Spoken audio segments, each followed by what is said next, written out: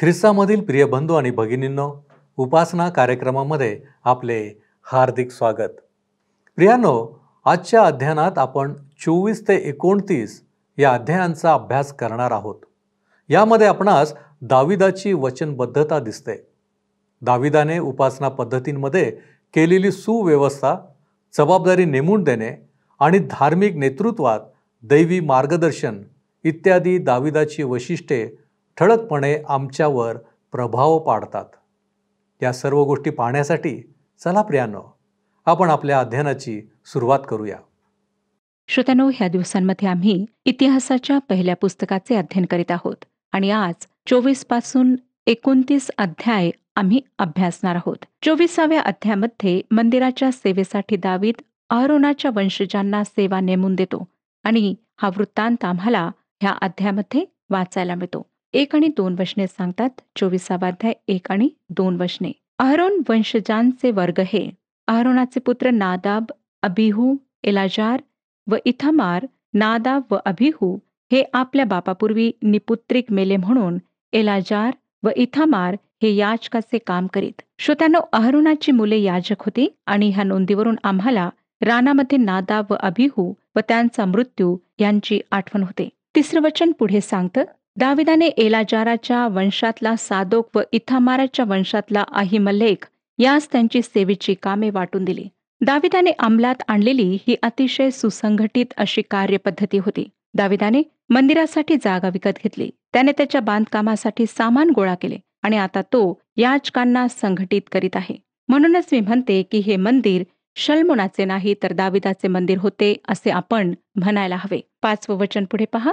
याप्रमाणे दोन्ही घराण्यातले पुरुष घेऊन त्यांची चिठ्ठ्या टाकून वाटणी केली, का की पवित्र स्थानाचा अधिकार व देवाकडची सरदारी एलाजार व इथमार या दोन्ही वंशातल्या पुरुषांकडे होती.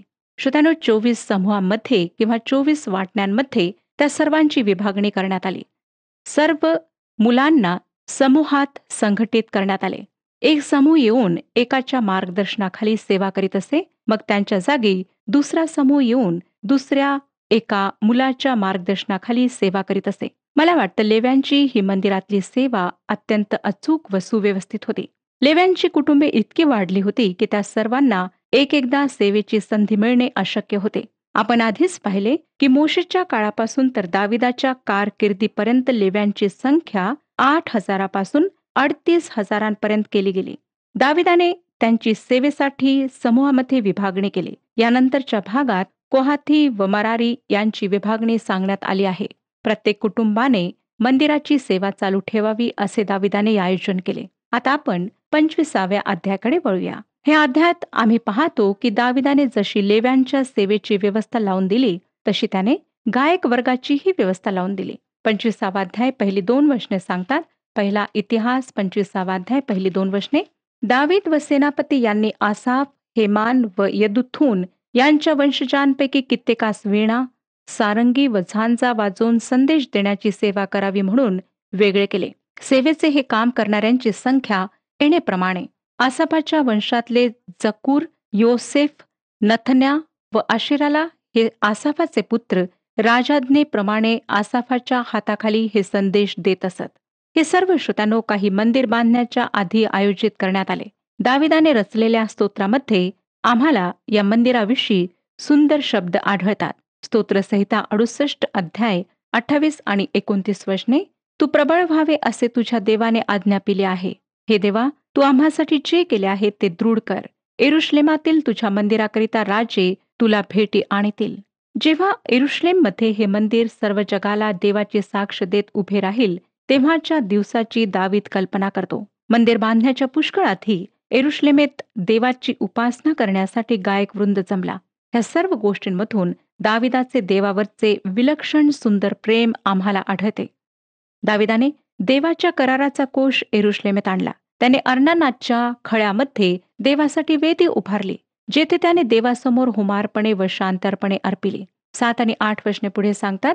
ते व त्याचे भाऊबंद परमेश्वराप्रित्यर्थ गाण्याचे शिक्षण मिळून तरबेज झालेले असे 288 होते. त्या सर्वांनी लहान मोठ्यांनी आणि गुरु शिष्यांनी चिठ्ठ्या टाकून आपापली कामे वाटून घेतली. दाविदाने नेमलेल्या गायक वृंदाची 24 गटांमध्ये विभागणी झाली. याचा अर्थ असा की महिन्यातून 2दा त्यांच्या उपासनेच्या सेवेत बदल होईल. त्यांच्यापैकी प्रत्येक जणाला वर्षातून फक्त 2दा सेवा करण्याची संधी मिळेल आणि मग ते आपल्या कायम राहण्याच्या ठिकाणी परत जात व तेथे त्यांच्यासाठी सेवा राखून ठेवण्यात आली होती. श्रोत्यानो, हे याजक व लेवी संपूर्ण इस्रायलात शिक्षकाचे काम करीत असत. दाविदाने त्याच्या कारकिर्दीमध्ये जी महत्कृत्ये केली त्यांच्यापैकी हे एक कृत्य होते आणि देवाने ह्या गोष्टीची दखल घेऊन तिची नोंद घेतली. आपल्याला कदाचित विल्यम केरी यांच्याविषयी माहीत असेल. त्यांचे एक वाक्य ह्या ठिकाणी मला आठवत आहे. ते म्हणतात, देवाकडून मोठ्या गोष्टींची अपेक्षा करा, देवासाठी मोठ्या गोष्टी करा. परंतु श्रोत्यांनो, आमचा प्रश्न हा आहे की आम्ही देवाकडून मोठ्या गोष्टींची अपेक्षा करीत नाही. आम्हाला देवाकडून मोठ्या गोष्टींची अपेक्षा ठेवायची आहे, कारण आमचा परमेश्वर महान आहे, थोर आहे. तो धनी परमेश्वर आहे. त्याच्याजवळ कसलीच उणीव नाही, कमतरता नाही. दाविदाने मंदिराविषयीच्या छोट्या छोट्या बाबींची सुद्धा दखल घेतली. मंदिराची स्वच्छता व मंदिराचे संरक्षण ह्या गोष्टी त्याने शल्मोनावर सोपवल्या नाहीत. त्याने केवळ याजकांचीच व्यवस्था लावली नाही, तर याही गोष्टींची व्यवस्था लावली. 26व्या अध्यायामध्ये आपण पाहतो की दाविदाने सर्व गोष्टींचे काळजीपूर्वक नियोजन केले. 26वा अध्याय 1 वचन मी आपणाकरिता वाचत आहे. द्वारपाळांचे वर्ग, कोरहाचे वंशज, आसाफाच्या वंशातला कोरहाचा पुत्र मेशेलेम्या, त्यांचीही पूर्वीप्रमाणेच कामासाठी विभागणी करण्यात आली. बाकीचे लोक म्हणजे याजक व गायक जेव्हा त्यांच्यावर सोपवलेली सेवा करतील तेव्हा दरवाजावर राखण करणाऱ्या लोकांची गरज होती. म्हणजे मंदिराच्या दरवाजांचे राखण करणारे, 24 तास राखण करणारे द्वारपालही नेमण्यात आले. नंतर 26वा अध्याय 13वे वचन मी आपणाकरिता वाचत आहे. त्यातल्या लहान थोरांनी आपापल्या पितृकुळाप्रमाणे एकेका द्वारासंबंधाने चिठ्ठी टाकली. श्रोत्यानो, आपणाला कदाचित वाटेल की हे हलक्या दर्जाचे काम आहे, त्याला फारसे महत्व नाही. तसं नाही श्रोत्यानो. तसे असते तर दाविदाने त्या क्षुल्लक वाटणाऱ्या सेवेची जबाबदारी शल्मोनावर सोपवली नसती. स्तोत्रसंहिता 84 अध्याय आणि 10वं वचन सांगतं, खरोखर तुझ्या अंगणातील एक दिवस हा सहस्त्र दिवसांपेक्षा उत्तम आहे. दुष्टाईच्या तंबूत राहण्यापेक्षा माझ्या देवाच्या मंदिराचा द्वारपाळ होणे मला इष्ट वाटते. ह्या वचनाची आठवण आपण ह्या ठिकाणी करू शकतो. हे स्तोत्र कोरहाच्या मुलांचे स्तोत्र आहे. देवाच्या मंदिरात त्याच्या पवित्र समक्षतेमध्ये राहणे हे खरोखर दुष्टांच्या डेऱ्यामध्ये राहण्यापेक्षा उत्तम होय. नंतर द्वारपालाचे काम म्हणजे मंदिरात येणाऱ्या जाणाऱ्यांवर कसून लक्ष ठेवणे असे होते. देवाच्या समक्षतेमध्ये राहत असताना ही सेवा करणे म्हणजे मोठे भाग्याचे आहे असेच ह्या कोरह पुत्रांना वाटले. म्हणून स्तोत्रसंहिता 84 अध्याय आणि 10व्या वचनात आपण जे आताच वाचले त्यात त्यांनी म्हटले की तुझ्या अंगणातील एक दिवस हा सहस्त्र दिवसांपेक्षा उत्तम आहे. दुष्टाईच्या तंबूत राहण्यापेक्षा माझ्या देवाच्या मंदिराचा द्वारपाळ होणे मला इष्ट वाटते. त्यानंतर आपण पाहतो की मंदिरातल्या अर्थव्यवस्थेची जबाबदारी उचलण्यासाठी खजिनदाराची नेमणूक करण्यात आली. 26वा अध्याय 20वे वचन. लेव्यांपैकी अहिया हा देव मंदिराच्या भांडारावर व देवास वाहिलेल्या वस्तूंच्या भांडारावर होता. ज्या पुष्कळ समर्पित गोष्टी जमवल्या जात होत्या त्याच्या कोठारावर लक्ष ठेवण्याची खजिनदाराची जबाबदारी होती. 26 ते 28 वचने पुढे सांगतात, दावीद राजा पितृकुळांचे मुख्य पुरुष, सहस्त्रपती, शतपती व मुख्य सेनापती यांनी देवास वाहिलेल्या वस्तूंच्या भांडारावर शलोमोत व त्याचे भाऊबंद यास नेमिले होते. लढाईत जी लूट त्यास मिळत असे तीपैकी काही परमेश्वराचे मंदिर दुरुस्त करण्यासाठी ते समर्पण करीत. शमुवेल, द्रष्टा, किशाचा पुत्र शॉल, नेराचा पुत्र अबनेर आणि सरुवेचा पुत्र यवाब यांनी ज्या वस्तू समर्पिल्या होत्या त्या व इतरांनी ज्या समर्पिल्या होत्या त्या सर्व शलोमोत व त्याचे बांधव यांच्या हवाली केल्या होत्या. श्रोत्यांनो, देवाच्या मंदिराचा खजिनदार असणे ही सुद्धा एक मोठी जबाबदारी होती. यानंतर आम्ही पाहतो की लेवींवर दाविदाने इतरही अनेक जबाबदाऱ्या सोपविल्या. त्यापैकी एक जबाबदारी म्हणजे न्यायदानाची होती. ते वेगवेगळ्या अधिकाराच्या पदावरही होते. इस्रायल देश देवाचा निवडलेला देश आहे व ह्या देशाद्वारे देवाची साक्ष व त्याच्या राज्याची सुवार्ता सर्व जगाला कळवावी हा देवाचा उद्देश आहे. व ह्या देवाने खास निवडलेल्या देशामध्ये केवळ त्याचेच म्हणजे सेनाधीश परमेश्वराचेच शासन व नियंत्रण असावे अशी देवाची योजना होती. लेवींच्या द्वारे तो शासन करू इच्छित होता. परंतु लेवी लोक देवाच्या मार्गामध्ये चालण्याबाबत अपयशी ठरले.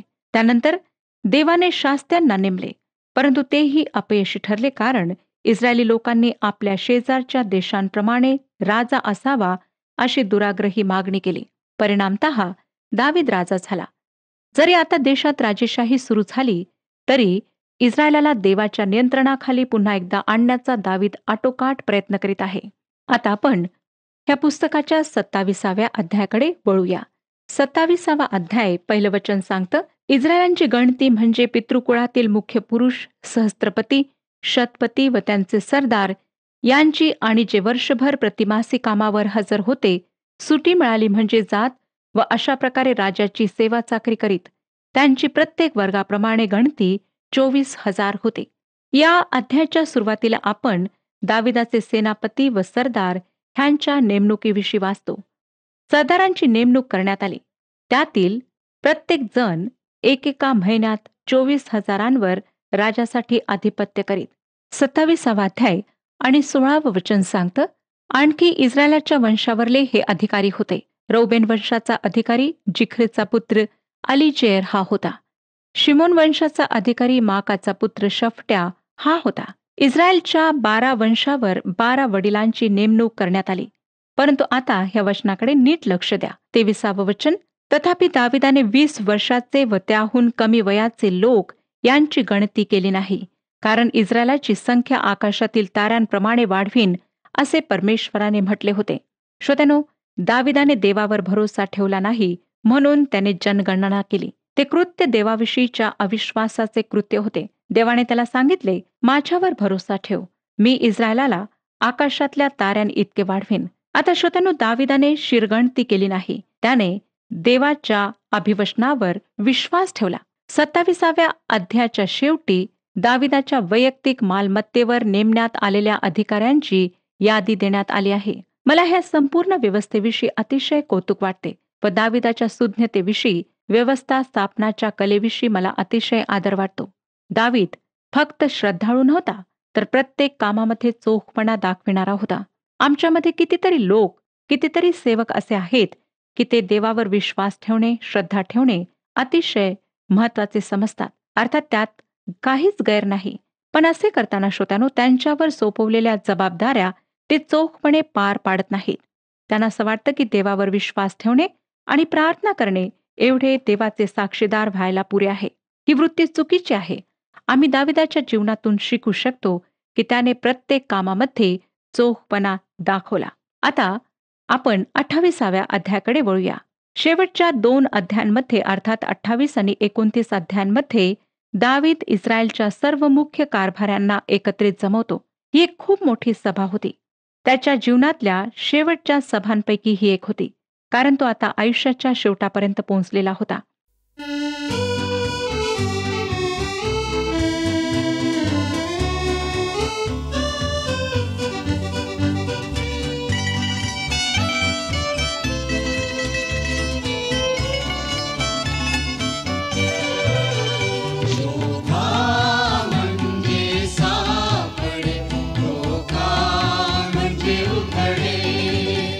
मागा म्हणजे ते मिळे, ते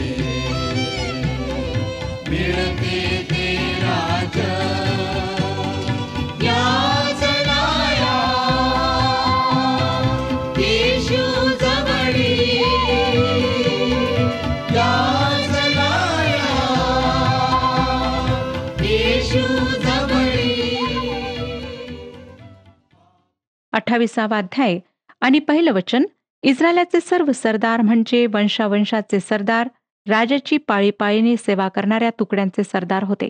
तसेच सहस्त्रपती, शतपती, राजा व त्याचे पुत्र यांच्या पश्वादी धनावर देखरेख करणारे सरदार आणि शूरवीर या सर्वांस दाविदाने येरुशलेमास जमविले. देशाच्या नेतृत्वासाठी हे लोक जबाबदार होते. दुसरं वचन आम्हाला सांगतं, मग दावीद राजा उभा राहून म्हणाला, माझे बांधव व माझे प्रजाजन हो, माझे म्हणणे ऐका. परमेश्वराच्या कराराच्या कोशासाठी आणि आपल्या देवाच्या पादासनासाठी एक विश्राम भवन बांधावे असा माझा मानस असून ते बांधण्याची मी तयारी केली होती. श्रोत्यानो, दावीद पुष्कळ वृद्ध झाला होता. बहुतेक आता त्याला स्वतःच्या पायावर उभे राहणे देखील जमत नसावे, पण तरीही आता त्याचा शेवटचा व महत्वाचा संदेश देण्यासाठी तो आपल्या पायांवर उभा आहे. तिसरं वचन, परंतु देवाने मला म्हटले, माझ्या नामाप्रित्यर्थ तुला मंदिर बांधावयाचे नाही, कारण तू युद्धप्रिय असून रक्तपात केला आहे. दाविदाने पुष्कळ वेळेला प्रामाणिकपणे कबूल केले की तो लढायांचा माणूस होता व त्याचे हात रक्ताने माखले होते आणि म्हणून त्याने देवाचे मंदिर बांधावे अशी देवाची इच्छा नव्हती. 5वं वचन पुढे सांगतं, परमेश्वराने मला बहुत पुत्र दिले आहेत. त्या सर्वातून इस्रायलावर राज्य करण्यासाठी परमेश्वराच्या राजासनावर बसावे म्हणून त्याने माझा पुत्र शल्मोन यास निवडले आहे. दावीद ह्या ठिकाणी स्पष्ट करतो की शल्मोनाची निवड व नेमणूक देवाकडून आहे. त्याच्याविषयीची सर्व जबाबदारी दावीद देवावर सोपवितो. ह्यातून स्पष्ट होतं श्रोतानो की शल्मोन हा दाविदाच्या पसंतीनुसार राजा बनत नव्हता.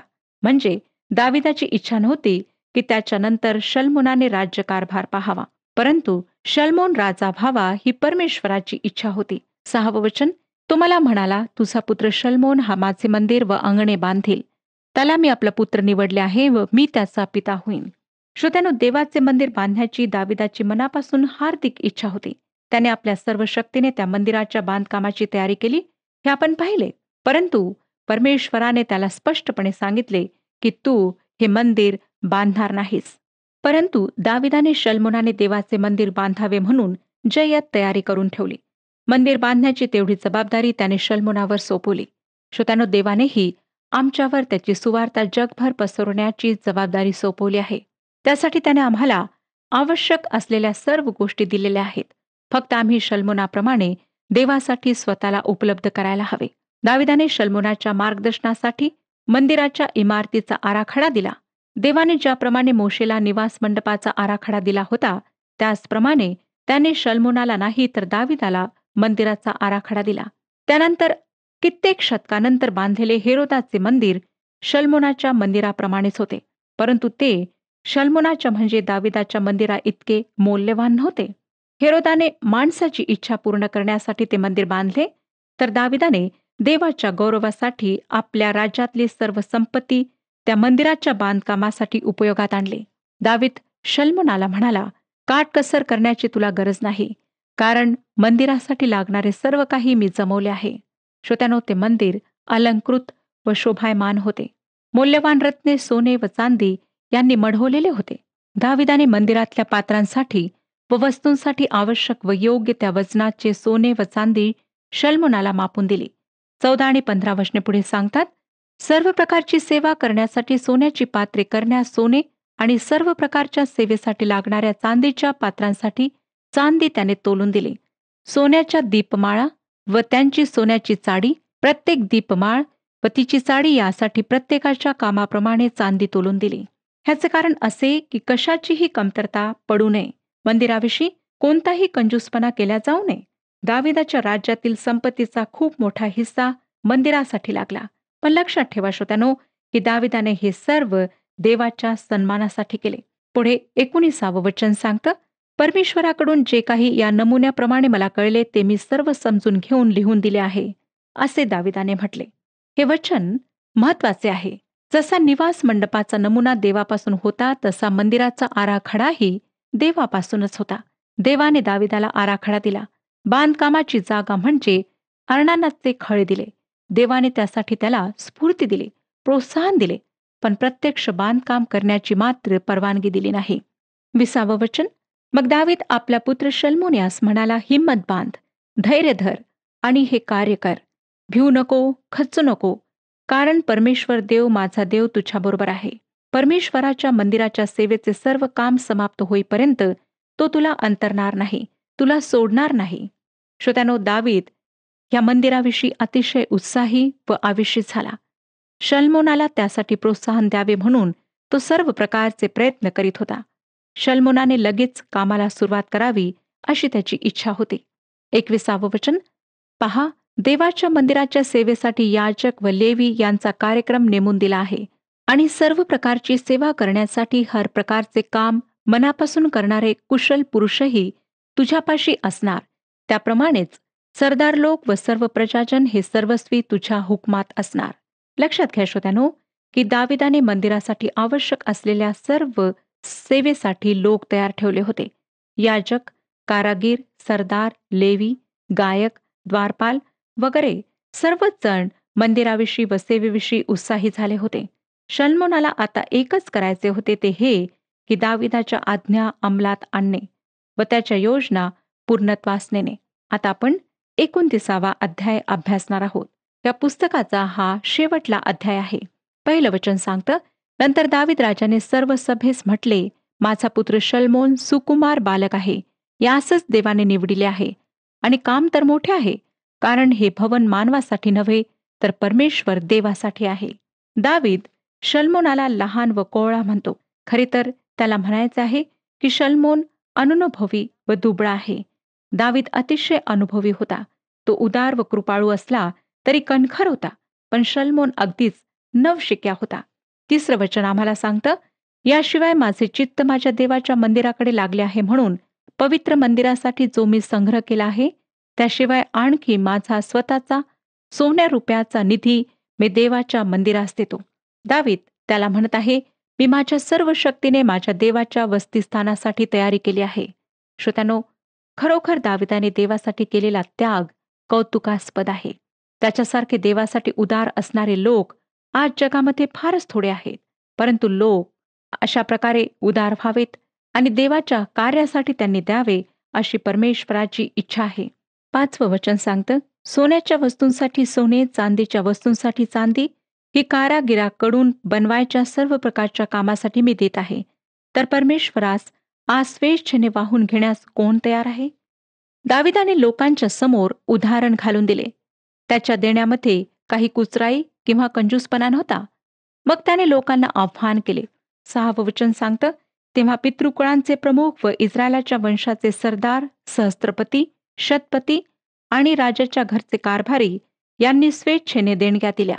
श्रोत्यानो, लोकांनी त्याच्या आव्हानाला प्रतिसाद दिला. 7 आणि 8 वचन, देवाच्या मंदिराच्या कार्यासाठी 5,000 किक्कार सोने व 10,000 दारिक सोने, 10,000 किक्कार चांदी, 18,000 किक्कार पितळ, 1,00,000 किक्कार लोखंड त्यांनी दिले.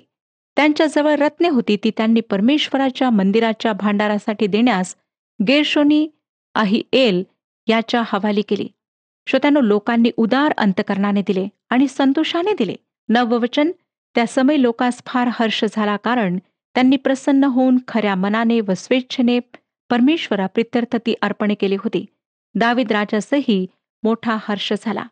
लोक मंदिराला सुशोभित व मौल्यवान बनविण्यासाठी देत आहेत, हे पाहून दाविदाला अतिशय आनंद झाला.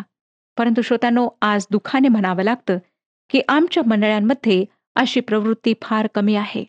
मंदिरात जाळे लागलेले आहेत. मंदिराची शोभा नष्ट होत आहे.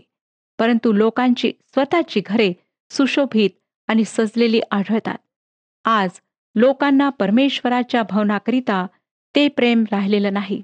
10 वचन पुढे वाचूया. दाविदाने सर्व मंडळी देखत परमेश्वराचा धन्यवाद केला. तो म्हणाला, हे परमेश्वरा, आमचा पिता इस्रायल याच्या देवा, तू सदा सर्व काळ धन्य आहेस.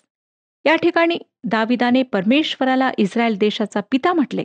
जुन्या करारामध्ये परमेश्वराला व्यक्तीचा पिता म्हटलेले नाही. दाविदाने त्याला परमेश्वर पिता कधीच म्हटले नाही. परमेश्वराने दाविदाला सेवक म्हटले. मोशेच्या नियमानुसार व्यक्ती देवाचा पुत्र कधी बनू शकला नाही. फक्त येशू ख्रिस्ताच्या विश्वासाद्वारे आपण देवाचे पुत्र व कन्या बनतो. श्रोत्यानो, आता आपण दाविदाने केलेल्या प्रार्थनेचा काही भाग पाहूया. 11 वचन पुढे सांगतं, हे परमेश्वरा, महिमा, पराक्रम, शोभा, विजय व वैभव ही तुझीच. आकाशात व पृथ्वीवर जे काही आहे ते सर्व तुझेच. हे परमेश्वरा, राज्यही तुझेच. तू सर्वाहून श्रेष्ठ व उन्नत आहेस. आपणाला हे शब्द ऐकल्यासारखे वाटतात काय? आपणाला आठवतच असेल की प्रभू येशूच्या शिष्यांनी एकदा त्याला प्रार्थना शिकवण्याची विनंती केली होती. त्याने त्यांना प्रार्थनेचा परिपूर्ण नमुना दिला. त्याने त्यांना दाविदाच्या या प्रार्थनेकडे परत नेले. 14व्या वचनात तो म्हणतो, सर्व काही तुझ्यापासून प्राप्त होते. तुझ्याच हातून प्राप्त झालेले आम्ही तुला देत आहोत.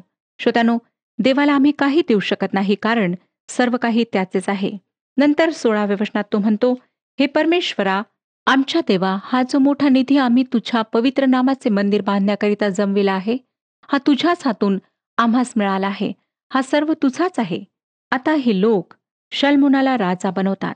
22 आणि 23 वचने सांगतात, त्यांनी त्या दिवशी परमेश्वरासमोर मोठ्या आनंदाने खाणेपिणे केले. नंतर त्यांनी दावीद राजाचा पुत्र शल्मोन याला दुसऱ्यांदा राजा नेमून परमेश्वरातर्फे अधिपती होण्यासाठी त्याला व याजकाच्या कामासाठी सादोकाला अभिषेक केला. अशा प्रकारे श्रोत्यानो, शल्मोन राजा झाला आणि दाविदाने आपली जबाबदारी पूर्ण केली. परमेश्वर आपणा सर्वांस आशीर्वाद देव. हा कार्यक्रम आपणास आवडला काय? आता आम्हाला एक मिस कॉल करा आणि आपण पुढील विजेता होऊ शकता.